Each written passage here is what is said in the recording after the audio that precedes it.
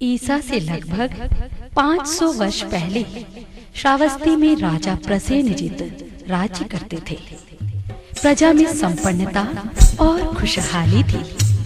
आपसी प्रेम और सद्भावना की बयार बहती थी। लोग उमंग और खुशियों की अंजुमन में झूमते थे, नाचते गाते थे।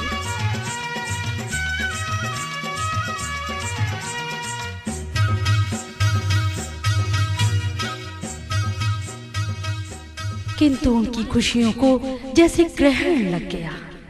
लोगों में आतंक छा गया। अंधेरा होते ही लोग घरों से बाहर निकलने की हिम्मत नहीं जुटा पाते थे। कारण एक खूंखार डाकू जो जंगल में रहता था, लोगों को लूटता था और उन्हें मारकर उनकी एक अंगुली काटकर माला के रूप में पहन लेता था। इस कारण उसका नाम अंगुलीमाल पड़ गया।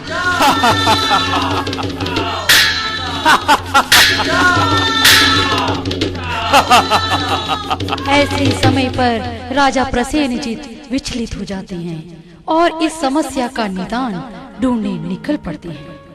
यही वो समय था जब राजा प्रसेनजित को उम्मीद की एक किरण नजर आई, भगवान बुद्ध के रूप में। आओ राजन, आओ, कहो आपके आने का प्रयोजन क्या है? प्रभु, मैं सब तरफ से सुखी और प्रसन्न हूँ। मेरी प्रजा को किसी प्रकार का कष्ट नहीं है। किंतु प्रभु, इन दिनों अंगुलीमाल डाकू ने बड़ा उपद्रव मचा रखा है। मेरी प्रजा बड़ी भयभीत है। राजन, अंगुलीमाल किस तरह पीड़ित करता है तुम्हारी प्रजा को? वह धन छीनता है या प्राण? प्रभु, धन तक बात होती तो सही जा सकती है, क्योंकि मेरी प्रजा का वैभव और ऐश्वर्य समाप्त होने वाला नहीं है। प्रभु, वह तो मनुष्यों की हत्या करता है। वह मानसिक रूप से विक्षिप्त है। उसने अपने इसी पागलपन में 1000 आदमियों की हत्या करने का प्रण किया है। अब तक कितने लोगों की हत्या कर चुका है, इसका हिसाब रखने की भी उसने अद्भुत युक्ति निकाली है। वह जब भी किसी को मारता है तो उसकी एक उंगली काट लेता है और उसकी माला बनाकर पहनता है। इसलिए उसका नाम अंगुलीमाल पड़ गया है। धैर्य रखिए राजन, कोई उपचार अवश्य करेंगे। कुछ समय बीता। एक दिन बुद्ध के पांव स्वतः ही श्रावस्ती की ओर बढ़ चले। राह में घना जंगल था। अंगुलीमाल डाकू इसी जंगल में रहता था। गौतम बुद्ध शांत स्थिर भाव से उस गहन जंगल में प्रवेश करने लगे। प्रभु प्रणाम, आपके दर्शन से हम धन्य हुए। मगर आप इस तरफ क्यों? इस तरफ जाने में कोई मनाही है क्या? प्रभु मत जाइए। आगे इस जंगल में अंगुलीमाल डाकू रहता है। वह सबकी हत्या कर देता है। हाँ प्रभु, मत जाइए, हमें आपकी चिंता है। आप सब लौट जाएं। मैं अकेला ही आगे बढ़ूंगा। आज मुझे अंगुलीमाल का आतिथ्य जो स्वीकार करना है। अपनी आंखों में करुणा की धारा प्रवाहित करते हुए बुद्ध उस अगम जंगल में धीरे धीरे चले जा रहे थे। सूर्य सिर पर चढ़ आया। सोच रहे थे, संसार के जीवों की पीड़ाएं दूर करने का मेरा संकल्प अभी पूरा नहीं हुआ है। जो ज्ञान मुझे प्राप्त हुआ है वह लोगों तक पहुंचाना बाकी है। अहिंसा का संदेश जब तक एक एक मानव को नहीं पहुंचा देता, तब तक अपने कदमों को मैं विश्राम नहीं दूंगा।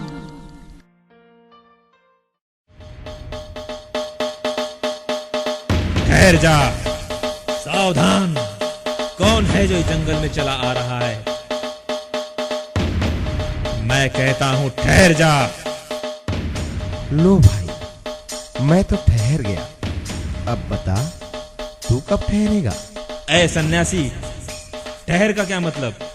क्या तुम्हें मुझसे डर नहीं लगता? देखो, मैंने कितने लोगों का सर काटकर उनकी उंगलियां पहन रखी है। तुमसे क्या डरना? डरना है तो उससे डरो जो सचमुच ताकतवर है। ए साधु, तुम समझते हो कि मैं ताकतवर नहीं हूं?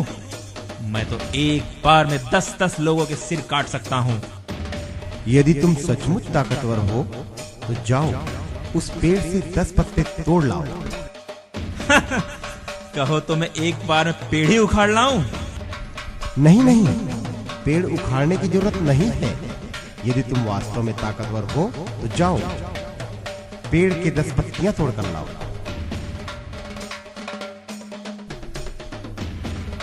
अच्छा, अब जाओ इन पत्तियों को पेड़ में जोड़ दो। भला कहीं टूटे हुए पत्तियां जुड़ सकती हैं? तुम जिस चीज को जोड़ नहीं सकते उसे तोड़ने का अधिकार तुम्हें किसने दिया?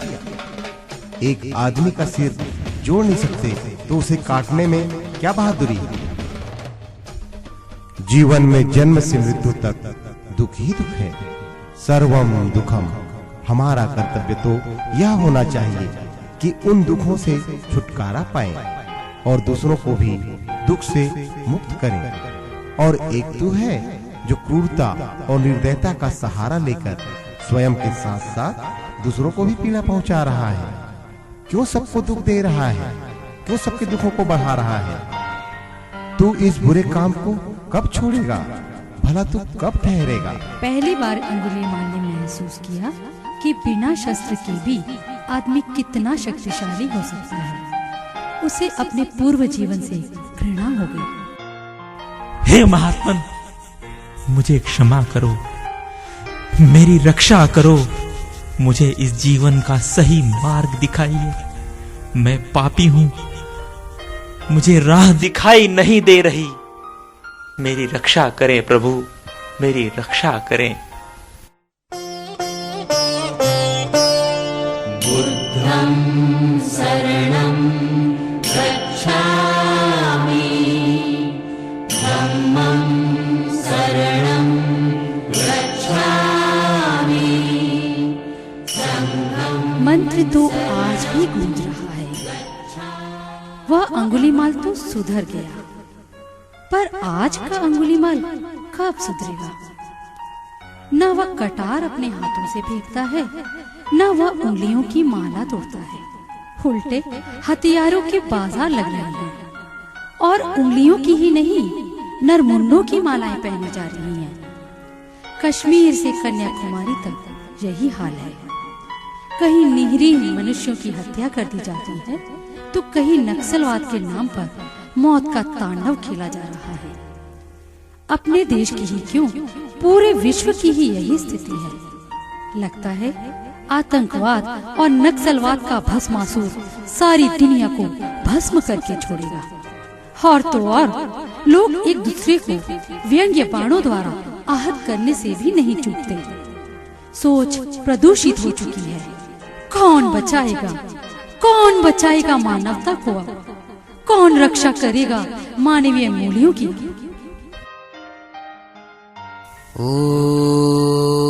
ओमस्तु मा सद्गमय, तमसो मा ज्योतिर्गमय, मृत्युर्मामृतं गमय।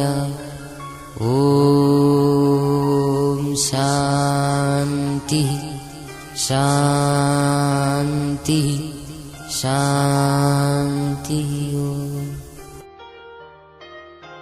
हाँ, हमें अपनी अंतःचक्षु खोलकर बुद्धि अथवा विवेक की ही शरण में जाना होगा।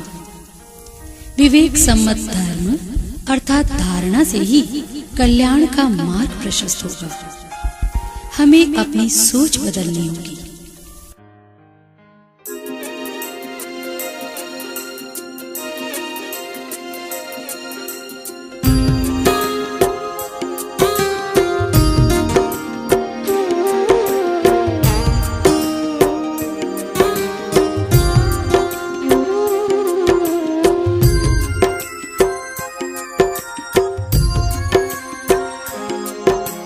जैसा सोचोगे तुम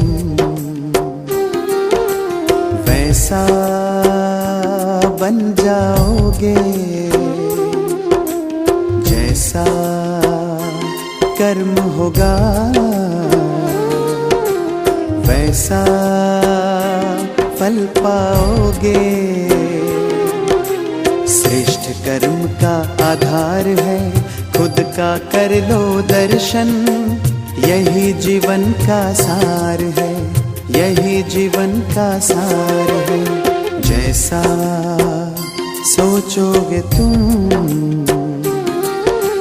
वैसा बन जाओगे, जैसा कर्म होगा वैसा फल पाओगे।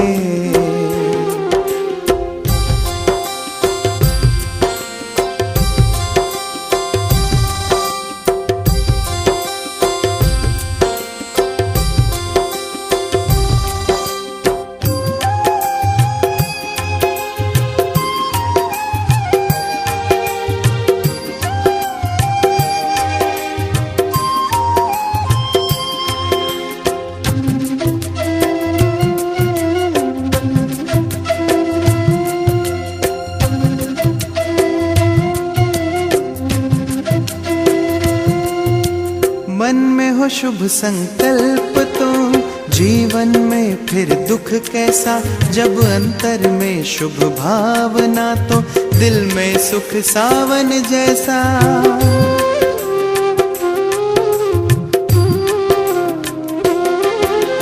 हार कर जो ना हारे जीत उसी की होती है, घनघोर अंधेरे में भी जलती जगमग उसकी ज्योति है। जैसा देखोगे तुम वैसा बन जाओगे, जैसा चाहोगे तुम वैसा बन जाओगे।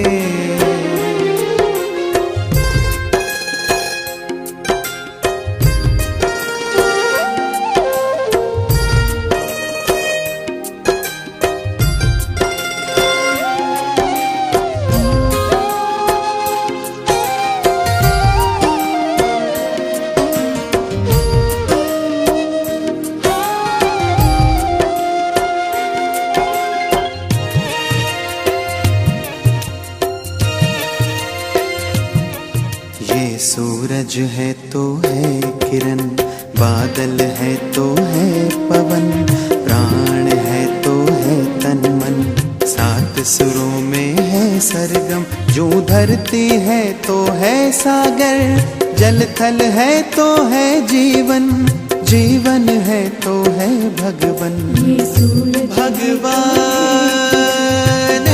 के संग समय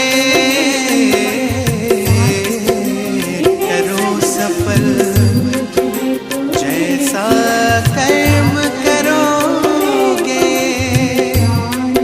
वैसा पाओगे फल।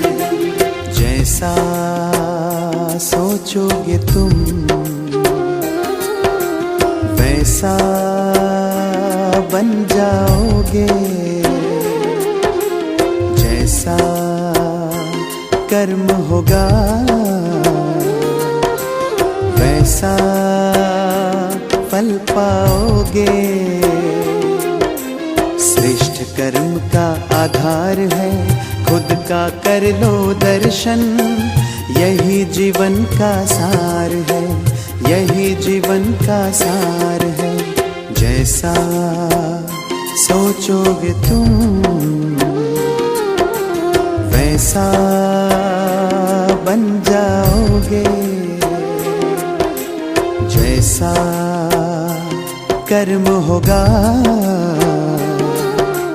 वैसा फल पाओगे। जैसा सोचोगे तुम